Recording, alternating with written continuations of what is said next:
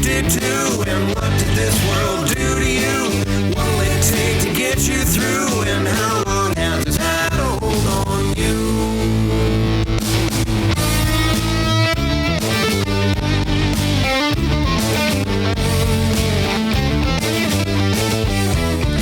Hey, welcome to another edition of Addicted2. We're going to get connected back with my buddy Manny. We were talking last week about some of his story and then how he had a little bit of a relapse, what happened to him there. So I think we're just going to pick it back up and find out what happened, because I know between there and the man I know now, he turned out to be a beautiful, reliable, practical man that he is today. So let's see how he got there. Welcome back, Manny. Good to be back, my friend. So when we left off last week, you had that relapse and you were saying how hard it was to come back. But once you get over that and start moving along again, you know, everybody's pretty happy that you came back and you're starting to put the wheels on the bus back again, right? And then you're starting to make connections back with your family and, you know, working through that forgiveness and building the trust again. And I'd like to ask, because this is a common theme. I know that a lot of times they say that you have to do it for yourself, and we do. But I'm guessing that the family, your kids, your wife, your parents, become a motivating factor for you. Like you said, that you don't want to let even people down that you know. So did you find that was a driving force for you this time? Absolutely. At that point where I finally had enough, I would say my son was probably 15, 16, and my daughter was 8. And at that age, you know, your kid should not be worried about, you know, is dad going to come home? What's he going to do to mom? What's he going to say to mom? You know, their focus should be on their friends, their school, becoming good kids. The foundation of becoming good adults later on in life, not being worried about their dad, right? So yes, that was a huge motivating factor for me. Is I became an obstacle when I was drinking, right? I became a very difficult obstacle for everybody in my family. I needed to remove that obstacle, right? They didn't need to worry about me where they were before. Same with my wife, right? I mean, it started affecting her mentally, right? She was always calling home when I was home with the kids. Her work performance started to actually go down a little bit. She had a good management position as well. Did I hold her back because of my drinking? You know, I can't say yes or no, but she probably could have been a better person at work anyways if stopped many, many years ago. And yeah, my parents, as East Indian parents, it's all about family and nothing else. And I remember looking at my mom there, and she became so skinny just with worry and stress about where is her older son, what's he doing, is he drinking, who's he with, this and that, and calling me 10, 15 times a day. Nothing but stress. And my dad, the way he dealt with it was just staying silent. He didn't know what to do. He was at his wit's end too. So yes, I would say, my core family, that was a primary driving factor for me. When I said enough is enough, I needed to stop. I didn't know how to stop, but I needed to stop. And when I ended up in that hospital, I was given that one gift, and that gift was desperation. And dude, it must have scared you. It did. It 100% did. When the doctors and surgeons are looking at me and, very close to death, alcohol poisoning, right? Yeah. And so that's no joke anymore. It's no joke, right? It grabbed your undivided attention. Yeah, and I made a promise to my higher power saying, if you can pull me through this one last scrape, right? Yeah. That was it for me. That was the primary driving factor for me in that hospital with those tubes in me. I'm like, So now you've got acceptance. Yeah. You realize that you can't go back anymore. You've got to surrender. And this is it. yes. So I was always admitted I had a problem with alcohol, but I never accepted until I was in the hospital, and I never surrendered saying, okay, I need help now. And it was at that moment too there, Sean, that I'm like, okay, crush your ego right here, right now, and listen. Finally listen to people in the program, what they're telling you, right? I'd be a very selective listener in the program.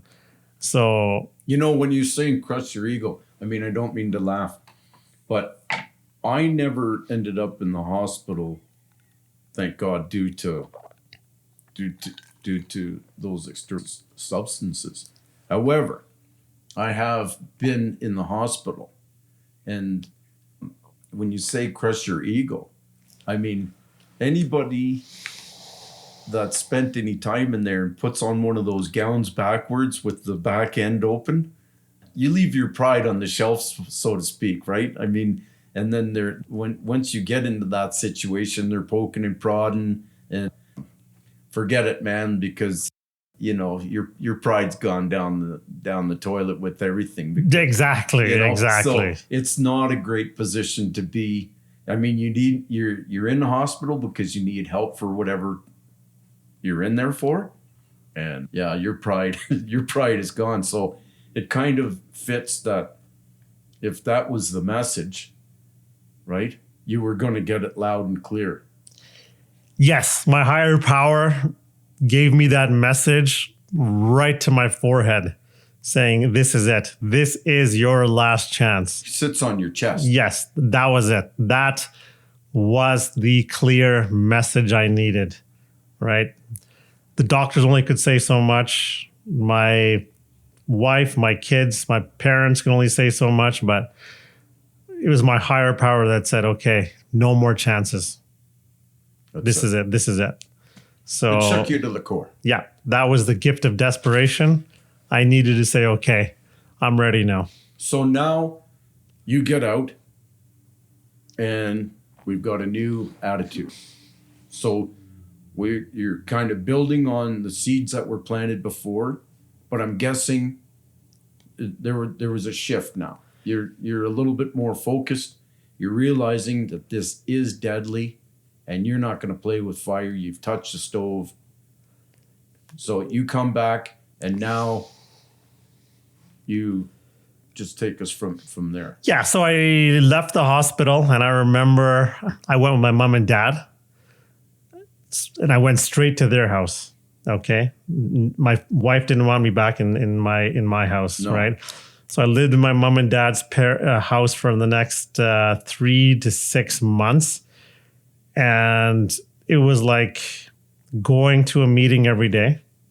All right. And I knew the people already, but this time I shifted my mindset, right? I'm like, okay, as is read in, how it works, half measures avail us nothing. Right. And that's what I was for years, right? I pick and choose this program like a buffet.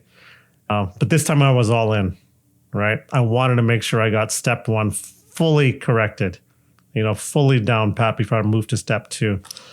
And I didn't want to rush this time, right? I didn't want to pick up anything more, but I still had so much things in my mind, like what just happened over the past 3 months? Why was I ended up in hospital? What caused me to go to hospital? Why am I living in the basement of my, in my mid 40s, right? I should be in the prime of my life here, right? My kids don't want to talk to me. I'm just broken and Just you burned bridges. broken. I'm going back to work again. And, people are like, how did Manny lose 30, 40 pounds in 6 months, right? not eating, just worried about where I'm picking up that drink. So just doing the bare minimum, but just string together a few days, work very closely with people in the program, with the fellowship. And I was worried about crossing that 6-month threshold, right? Oh, yeah. Why? Because to me, that's when people start, okay, he's been sober for a while. Let's just back, he's good. Maybe we can back off for a bit, let him kind of live his life a little bit. So You just had some fears on your own. internal fears. That you might have yes. thought that, again, you made it 6 months, so test the waters again, because sometimes you'll forget the pain you went through. Yeah, it happened 2 or 3 times. Why not another time? Yeah. Let's try again. This time I ended up in the hospital, right? Now I'll do really controlled drinking, right? And but that once I crossed that 6-month threshold, I continued going to meetings, continued working with my sponsor, with the fellowship, my higher power, and 6 months went to 7 months, went to 8 months and 9 months. And I'm like, you know what? At that point, around the 6 months, I started doing daily trips back home, right? Just to see the kids and Talking to your wife a little bit. yeah, talking to my wife a little bit more, and just, we got more connected. And then I think after 9 months, I actually was able to go back home. And it was a complete mind shift, right? And if it wasn't for people in the program working with me, and this time it was about tough love with people in the program, right? It was not about this soft, hey, it'll be okay, come back. It was like, okay, you're going to be doing this, this, and this, right? Yeah. And if they asked me to do jumping jacks, whatever, I'd do it, right? This time I was all in, 100% focused. No, it wasn't just a perception anymore, Sean, or false working the program, right? Or the thought that, one day I'll be able to go back. Yeah. Right? Because we all have that. We all have that. I mean, We've got that hope. And I think that's part of that. It's a comfort that we have, because no matter how much damage it's caused, we want to go back to what's familiar. And I've said before that we pay twice. Whatever brought us to that, some kind of trauma or whatever it is, it's an old familiar friend that we know quite well. Mm-hmm. And even though it's destructive and it's self-inflicted, I mean, that's the insanity part, whatever I call it, the negative energy.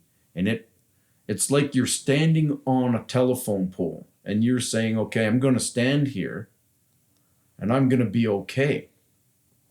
And the negative energy is saying, okay, I'm waiting, because you're going to get tired. Mm-hmm. And you're going to want to bend down. You're going to get hungry.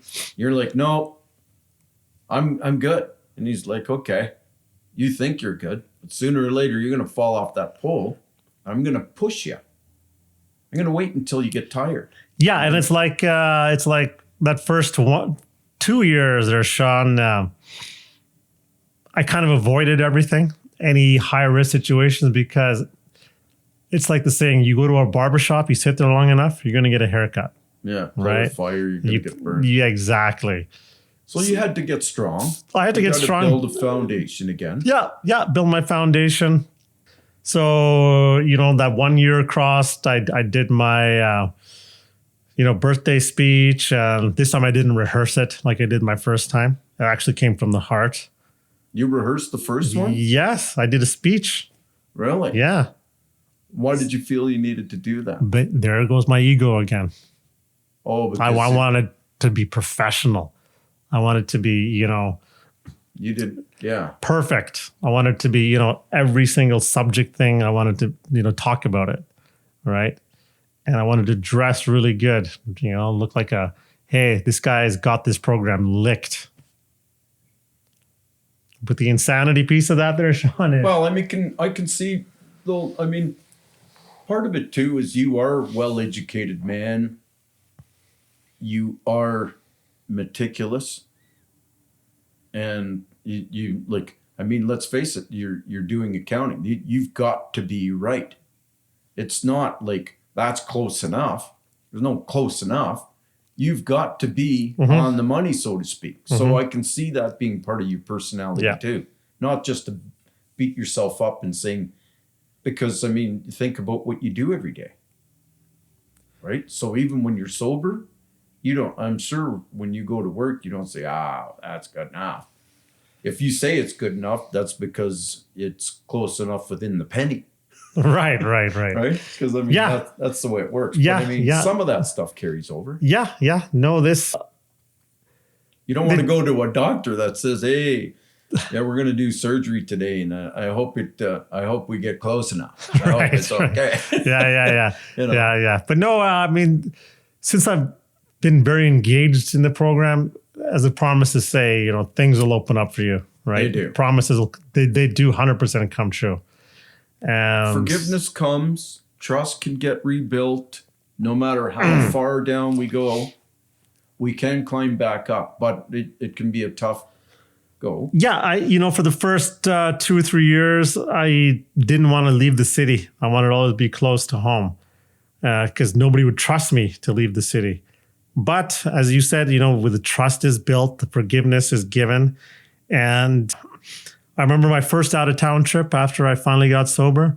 I had people in the program calling me on my first, second, third, fourth night. You okay? You okay? You okay? Yeah, which is yes, cool. which is awesome. Yeah, support. And today I can go anywhere in the world without an issue. No, right? It's just because I know you're going back and forth, and we've talked about it. So when you go down stateside, right? You're following the same. I mean, you don't get to see my smiling face in the morning, but you're working out, right? Yeah. So you're following the same recipe for success. You're just doing it in Phoenix, you lucky bug.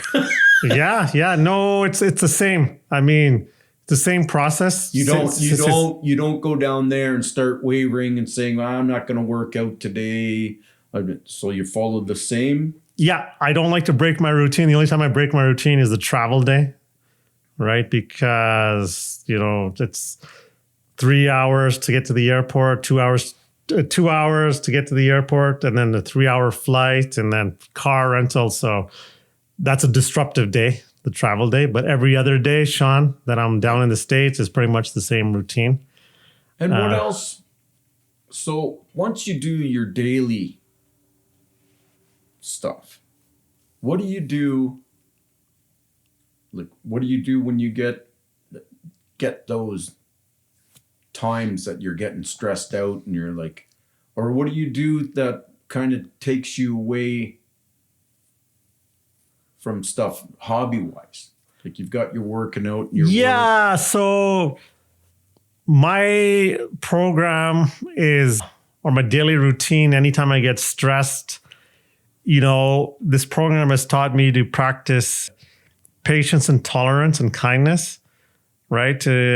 Don't execute or rush anything. Don't be spur of the moment. Always think before you hit that enter button what the consequences are going to be. So, I just step back, look at my priorities. What's first priority? What's second priority? Like I'll tell you, when I landed back in Calgary there last week, I had somebody's taxes to do. I had construction happening in my house. A lot going on. And I just prioritized. And that was it, right? I got up at like 4:35, did the taxes, had that out of the way, and then hit the gym. And then, construction started happening. Had to pay a bill, got that done, did my US taxes. So everything was done within the day. But I'll tell you, if I was out there drinking, I'd be procrastinating everything till the last minute, and then I just drop it all. And then causing stress. Yeah. Causing undue stress. So what do you do at the end of the day or during the day other than those tasks to unwind or, You know, like you do any sports? You don't have a dog? I find taking my dog out really takes me away from thinking about business or, you know, because I'm in a 24/7 thing with heating and air conditioning, and it seems like there's always an email or a text, and I just got to get away from it for a little while and give myself breathe. You know, you gotta breathe. What's your secret sauce? So what I do is, if the weather's good, in Phoenix, it's always good. But, you know, right after work, me and like 3 buddies will go play 9 holes of golf. I'll leave my phone in the car. Nice. And that's my Zen time, right? Just There you go. great weather, sun. When I'm in Calgary, what I'll do is Date night with the wife once a week? yeah, with the wife, I'll, you know, take my daughter out to do something. She likes Starbucks. We'll go to Starbucks. We'll go get a matcha at Starbucks and just chill out. You know, I don't do nothing complex. Chaos is not good for me. I still avoid chaos, right? Anything to do with chaos. Sure. I used to have a lot of friends that were always in chaos. So, yeah, very simple. Simple living, high thinking is my philosophy. Yeah. I mean, as easy as it sounds, it takes time to get there. I just want to give the message for the people that think, you know, I mean, you're at almost 8 years now? Yeah. I'm at 12. And the first 10, I drove myself absolutely insane. I wasn't, you know, I was all over the map. There was a bunch of stuff that I needed to deal with. Heavy counseling. And then I could find serenity. But in order to keep the serenity, then I've got to incorporate those other things in my life. And that starts with that self-care thing like we were talking about in the morning. But then I found, you know, getting a dog. I've got the Simba, my golden retriever. And that's just been a godsend because I know he has to go out and run. And so do I. I don't run. I run at the gym on the treadmill or we jump on the bike. But just to take him, the joy of seeing him run around and being able to get the fresh air, throw on the earbuds and listen to music and not look at emails, no social media. Excuse me. There has to be some time to disconnect for me. Because that does create the chaos in my life. Always with that phone. You know, that's going to be a whole other show, is the addictions of that bloody phone that we just can't get away from. And it's, you know, I'm constantly checking it. And I ask myself, why? Why do you feel the need? And it's just, it's an addiction and it's a habit and it's a bad one. Yeah. The other thing I do, which is 10 years ago, I didn't even know how to even start. 10, 12 years ago, I barely even had a screwdriver. Okay. And a drill. Today, I've pretty much got every single you're tool. Always doing little projects. Yes. I pretty much have every tool to fix a car and do everything at home. And I got a couple of rental properties, so I'm always fixing those up. So you're looking at the YouTube and you're doing a little bit of the plumbing and this is a labor of love. What takes a professional maybe an hour to do something, it'll probably take me 3, but it's a labor of love. I'm doing it. Like last month, I've just put up brand new state-of-the-art ceiling fans, the LED ones, in my son and daughter's room. Because their old lights would barely light up the room, not enough power. They didn't have a ceiling fan. And, you know, I put them up in an hour each, right? I did all the electrical, I wired everything up and I tested everything. And she didn't short out, huh? No, this was unfathomable, unthinkable 10 years ago, 10 years ago. You wouldn't have even tried it. I wouldn't even thought about it. Right? Or I would have, hey, I like that ceiling fan on the internet. Let me buy that ceiling fan and let me call an electrician to put it up. And I'll just, pay him to do it, which is fine. I could pay him to do it. But I'm like, why don't I learn how to do this? Right? It'll take me, triple the time to do it. But at least I know how to put up a fan now. And now my parents want a fan. That same fan in their house. I was gonna say, you better be careful what you ask for, because that's the reason I gave up residential, because once people find out you know how to do stuff, they keep asking you to do it. Yeah. But I mean, I don't that's mind doing it for my parents. Like, a couple months ago, their main sink had a little bit of a drip. So I bought the whole new piece. The plumber's putty was all cracked inside. And I put everything in, reconnected everything. And it took me about an hour to do it. I mean, it works fine. And it gives you something else to think about. So now, again, part of the secret sauce is we fill our day with things because we've got time. And that's the big killer. I think in the beginning, we don't know what to do at the time. And so we're just vibrating because we spent so much time, like you say, trying to figure out how to, or, what we're going to do, what we're going to finish work early, and then we're going to do this and we're going to do that. And then we're going to get right at it because, 2:00 becomes 5:00 real quick for us. So that now when we, you like you say, you've got taxes to do, whatever, you're up at 4:30, bing, bang, boom, you're getting it done. You're at the gym, 10:00 in the morning. You're like, okay, well, now what? Now what? Because I got everything done. I'm diligent. So now, I mean, it's okay once in a while too, even to sit down and watch a movie and relax. That's okay, right? It's okay to have some me time. It's not selfish. We need that. Totally. But, like you say, now you're taking on other projects. I mean, I'm at the point where I won't go in step on a Saturday, because Saturdays are they're sort of like my chore and project. And, there's always seems to be a project around the house that I need to do. Like you say, a ceiling fan, or, I got to start to do something on the front porch, strip it down, and we've got to give a clear coat there. I don't have to, but I've got little things that I've got to do. So you got to set some goals for yourself, and then, they're not going to get done by themselves. So, and this program has given me, and you're right, we have a lot of extra time, but it has given me the ability to do activities that are now value added, right? Well, I know which gives me satisfaction versus what I used to do before was all non-value added. Well, yeah, okay. I mean, I was laughing. I remember a couple of months ago when you were talking about your son was sleeping in, and you were concerned because you wanted to take a trip to Banff, right? Which is about an hour away. And I said, why are you so concerned? If you take him, you're going to end up paying for the lunch and the breakfast. You might as well just pack up your wife and let him sleep. And he's 21. Fend for yourself. Yeah, exactly. But I know, I get it. It's the family time. It's the connection.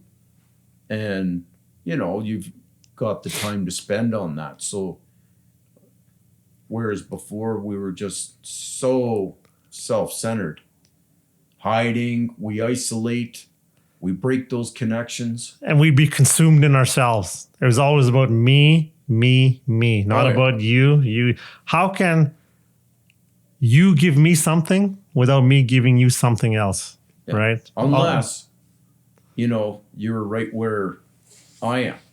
Like if we're going to, hook up and indulge together, well, that's okay until we disagree or it turns bad, which ultimately usually does. It does, yeah.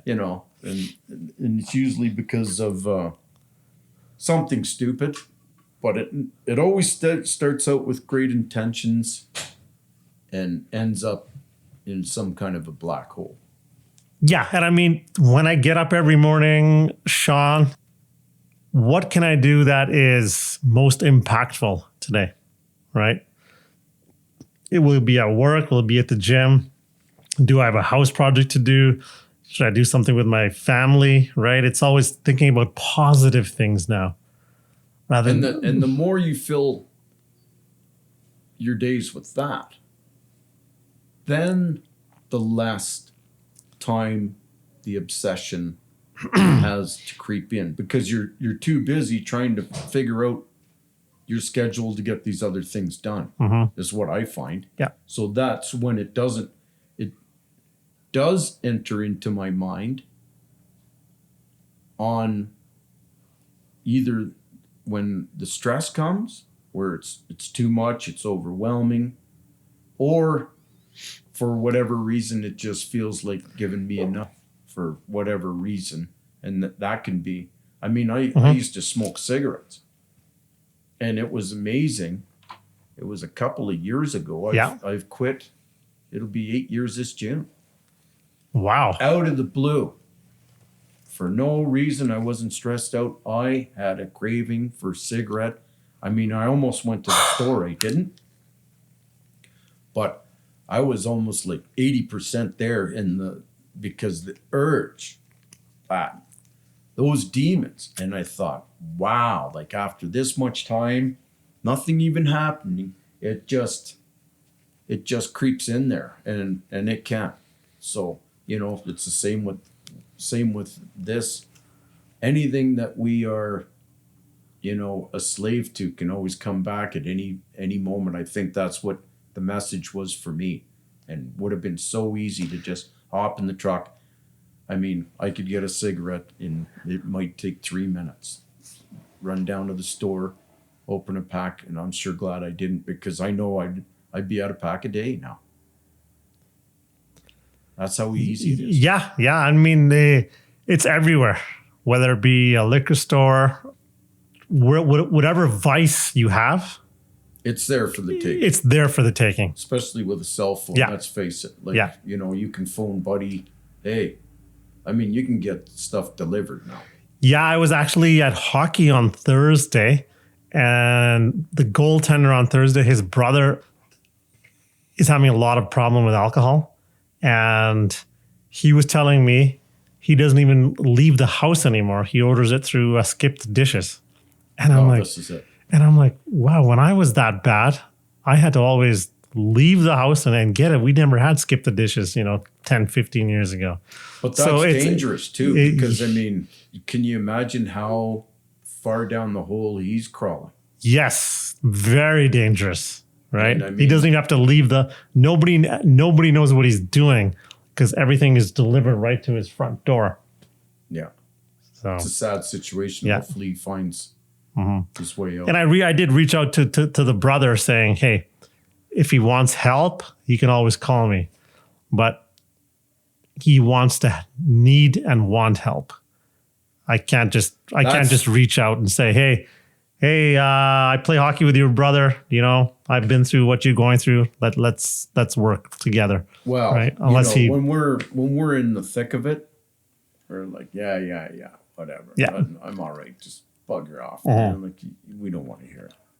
Okay, well, we're going to have to wrap it up here again for this week. All right. No, I really appreciate it. I really enjoyed the conversation. Thanks for coming, man. It's going to be, it's a great show. It's a great day. Let's go get something to eat. All right. Eggs and fruit. Let's go. Take it easy, and we'll see you next week. Thank you, sir.